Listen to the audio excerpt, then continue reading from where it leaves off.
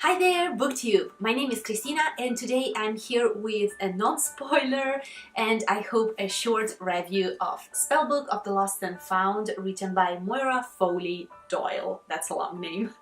And this is a book that I've seen around BookTube for quite a long time in this period, so I've not seen so much wrap-ups or just reviews about it, and I decided to film one and maybe it will be useful for you. The first thing that you need to know is that it's a YA, it's magical realism, it is set nowadays, and it's set in Ireland. And this is written with 3 different points of view. We follow something like 8 to 10 main characters during the whole story. It's not a very long book, it's almost like 400 pages, but it's written in quite an easy way to be read, so it won't take you very long, I may assure it to you. And this book wasn't exactly what I was expecting. For some reason I was expecting a fantasy kind of story, but it's magical realism, and this is definitely something a bit more complex than what I was expecting. But I may tell you that if you want to pick this book as an autumn kind of read, as something a little bit mysterious, a little bit captivating, and just, I don't know, just a little bit strange with just a bit of magic but not too much, just a little bit spooky but not too much, then this can be actually a perfect read for you. In this book, as I already told you, we follow 3 main points of view, so we follow 3 main protagonists and they are all female and they're all somehow connected because they all have lost something and they are pretty much willing to do anything in order to gain that something back. And that's the moment when something happens in their life and they're just given the possibility to try and get back what they lost.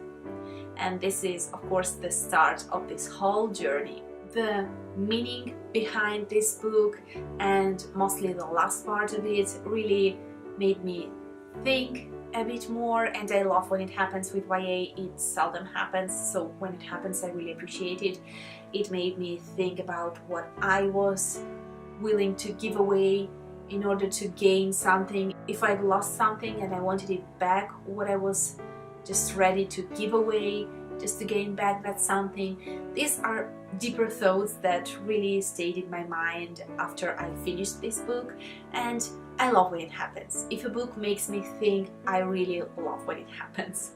Then there were a couple of issues with this book, like for example the fact that the parents, they're almost absent. There is of course a reason for each and every parent to be more or less absent, but still, like, they can do wherever they want and nobody checks on them.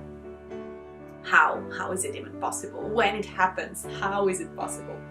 Then one small downside for me was that it is set in Ireland, but I didn't felt like it was Ireland at all. For some reason in my mind it was set somewhere in America, so that's not very atmospheric, like geographically speaking. It is atmospheric, it's a bit spooky and gloomy and very interesting to follow, but not geographically atmospheric. I was hoping for something more about the places where it was set, but it's just my personal taste. And the very last thing that I've not appreciated that much was the fact that the 3 points of view looked quite similar. It was difficult to tell the 3 voices apart, except for the fact that each and every chapter, of course, starts with the name of the character, so you know that we're changing point of view, but the voices, they were still quite similar, again, in my opinion. And on the other side, it was a bit spooky, it was atmospherical, it had an interesting concept behind it, and it really made me think about the whole story. It has an interesting twist towards the end, and you may probably foretell it, but when it arrives, it's still very interesting to see. And yeah, this is definitely something that I will suggest as an easy autumn, just a bit spooky, a little bit of magical kind of read. why not? Just give it a try, and if you've already read it, let me know down below your opinions about it. If you're willing to read it again, let me know, and I will see you very soon in my next video. Bye! Ciao!